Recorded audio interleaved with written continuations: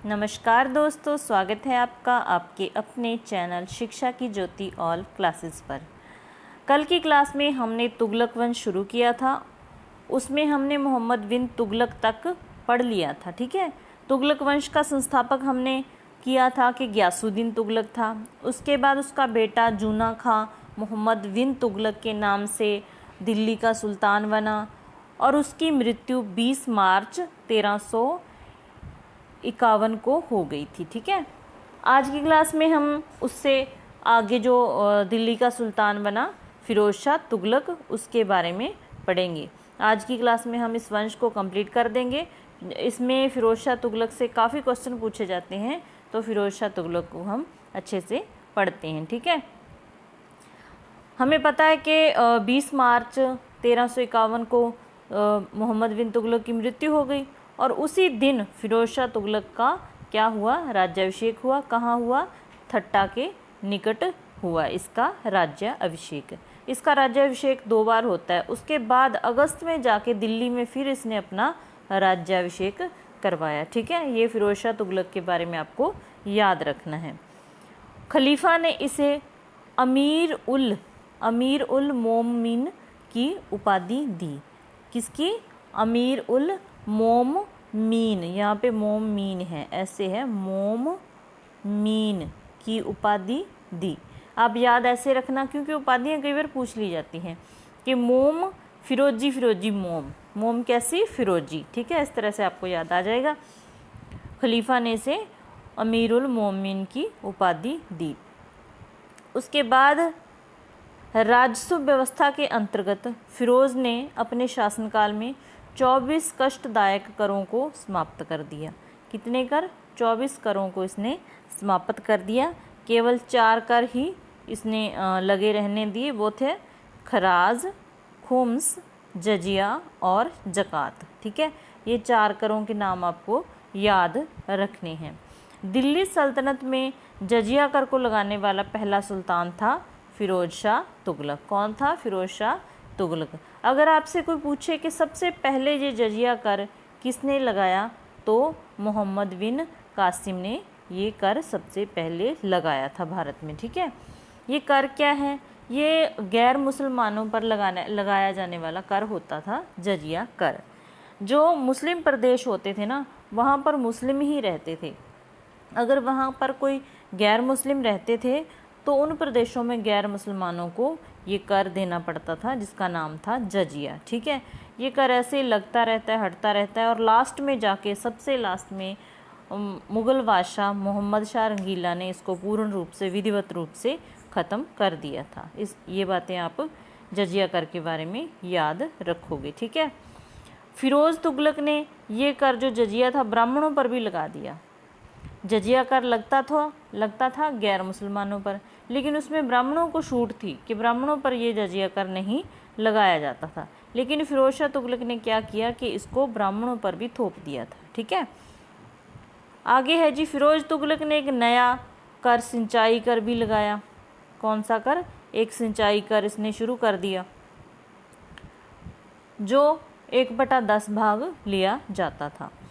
उसके बाद फिरोज तुगलक ने 5 बड़ी, ये नेहरू नहीं है, नहरों हैं, नहरों का निर्माण करवाया। कितनी नहरों का? 5 नहरों का। और 300 से अधिक इसने क्या, नगरों की भी स्थापना करवाई थी, जिसमें मुख्य रूप से हिसार, फिरोज़ाबाद, जौनपुर, फिरोज़पुर, फतेहाबाद प्रमुख थे। ये नगरों के नाम आपको क्या रखना है, याद रखने हैं। आगे है जी, इसके शासनकाल में खिजराबाद एवं मेरठ से अशोक के 2 स्तंभ लेख थे, वो अशोक के लाकर दिल्ली में स्थापित किए गए थे। खिजराबाद को टोपरा गांव भी कहा जाता है, यानी कि ये टोपरा गांव था। ठीक है, सुल्तान फिरोज तुगलक ने अनाथ मुस्लिम महिलाओं के लिए, विधवाओं के लिए, लड़कियों के लिए की सहायता के लिए एक नए विभाग की स्थापना की, जिसका नाम था दीवाने खैरात। ये विभाग भी आपको याद रखने हैं कि दिल्ली सल्तनत में किस सुल्तान ने कौन से विभाग की स्थापना की। ठीक है, सल्तनत कालीन सुल्तानों के शासनकाल में सबसे अधिक दास थे जो फिरोज शाह तुगलक के पास थे। कितने थे? लगभग 1,80,000 के करीब इसके पास दासों की संख्या थी। और दासों की देखभाल के लिए एक और इसने विभाग की स्थापना की, दीवाने बंदगान। दीवाने बंदगान की स्थापना भी फिरोज शाह तुगलक ने की थी। और इसने क्या किया, इसने जो सैन्य पद थे ना उसको वंशानुगत कर दिया। जैसे सेना में किसी मुख्य पद पर कोई व्यक्ति कार्य कर रहा है तो उसके बाद उसका बेटा उस पद को संभाल सकता है, इस तरह से उसने वंशानुगत सैन्य पदों को कर दिया। इसने अपनी आत्मकथा फतुहात ए फिरोज शाही की रचना की। ये चीज़ आपको अच्छे से याद रखनी है कि इसकी जो आत्मकथा थी उसका नाम था फतुहात ए फिरोज शाही। ठीक है। इसके बाद है जी, इसने ज्वालामुखी मंदिर के पुस्तकालयों से लूटे गए 1300 ग्रंथों में से कुछ का फारसी में अनुवाद करवाया। किससे करवाया? विद्वान का नाम था अपाउद्दीन, और जो इसने अनुवाद करवाया वो किस नाम से करवाया? दलायते फिरोज शाही के नाम से अनुवाद इसने उन ग्रंथों का करवाया था। ठीक है। आगे है जी, इसने चांदी एवं तांबे के मिश्रण से निर्मित सिक्के चलाए।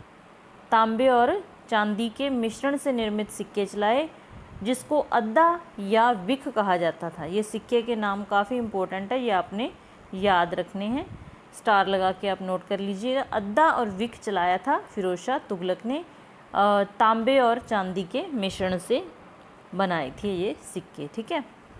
उसके बाद है जी, फिरोज शाह तुगलक की मृत्यु हो जाती है 1388 में। कब होती है? 1388 में। फिरोज काल में निर्मित खाने जहाँ तेलगानी के मकबरे की तुलना, यहाँ तुलना है, जेरूसलम में निर्मित उमर के मस्जिद से की जाती है। बस ये आप एक बार थोड़ी सी नज़र डालें ना कि ये इस तरह से मस्जिद थी, उसकी तुलना जेरूसलम में निर्मित उमर के मस्जिद से की जाती है। ठीक है। सुल्तान फिरोज तुगलक ने दिल्ली में कोटला फिरोज शाह दुर्ग का निर्माण करवाया। जी आप याद रखना, ये काफ़ी इम्पोर्टेंट है। ठीक है।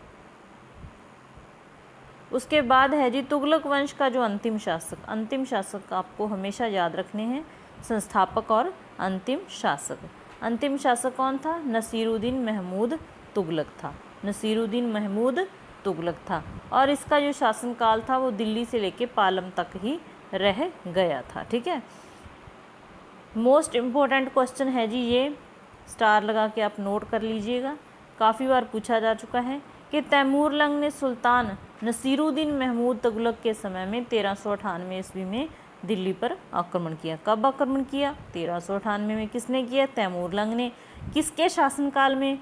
नसीरुद्दीन महमूद तुगलक, जो कि तुगलक वंश का था। फिर नसीरुद्दीन के समय में ही एक हिजड़ा था मलिक सरवर, उसने मलिक कुशर्क शक के नाम की उपाधि धारण की और जौनपुर में एक स्वतंत्र राज्य की स्थापना कर ली। ठीक है। तो ये था हमारा तुगलक वंश, जो पूरी तरह से कंप्लीट हो चुका है। इसमें जो मेनली क्वेश्चन है वो आपको याद रखने हैं। जिस बच्चे ने इसका फर्स्ट पार्ट नहीं देखा, डिस्क्रिप्शन में उसका लिंक छोड़ देंगे, वो देख लेना ज़रूर। इसके बाद दिल्ली सल्तनत में हम करेंगे सैयद वंश को, जो बिल्कुल छोटा सा है, एक क्लास में अच्छे से कवर हो जाएगा। उसके बाद लोधी वंश, और फिर दिल्ली प्रशासन से रिलेटेड एक क्लास बनेगी। 2-3 क्लास में दिल्ली सल्तनत पूरी तरह से कंप्लीट हो जाएगा। ठीक है। तो अगर क्लास अच्छी लगी तो लाइक करना और चैनल को सब्सक्राइब करना। Thanks for watching.